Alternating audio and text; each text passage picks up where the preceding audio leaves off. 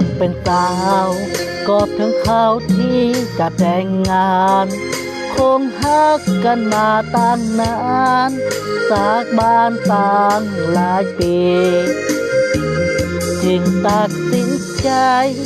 แต่งกันไปตามประเพณีเฮาขอไว้พรเต็มที่มีว่าอย่าได้มองขอให้มีเงินมีข้ามเป็นหมื่นเป็นล้านชีวิตหลังการแต่งงานจงสุขสันต์ด้วยกันทั้งสองขอให้เงินเล็กอย่าสถิตในแผ่นดินทองโวยไผ่อย่าได้มาต้องขอความหักให้กีฬางผัวทำตัวเป็นสร้างเท่าหน้าเมียฮักเป็นผู้ตามมาสมดังว่าเป็นสร้างเท่าล้านช่วยกันทำมาหากินเป็นถิ่นเป็นทานกองแนวคิดอย่าเหินห่างมียังค่อยเฝ้ากันขอให้ทางสองเป็นท้องแผ่นเดียวเลื่อยไป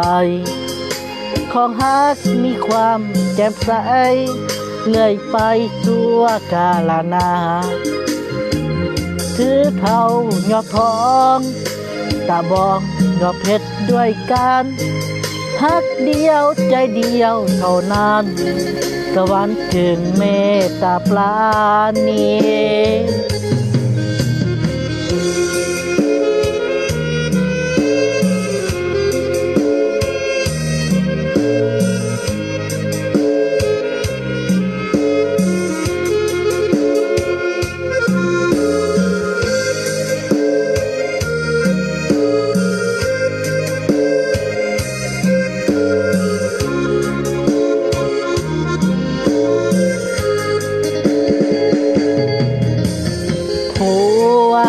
ทำตัวเป็นสร้างเท่าหน้า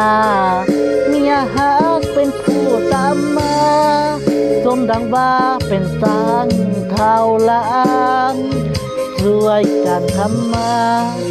หากินเป็นถิ่นเป็นทาน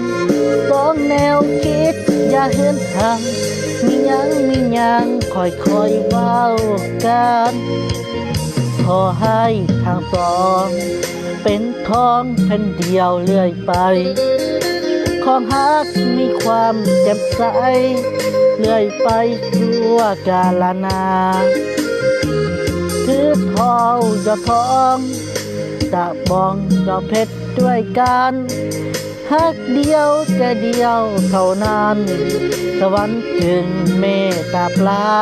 ณี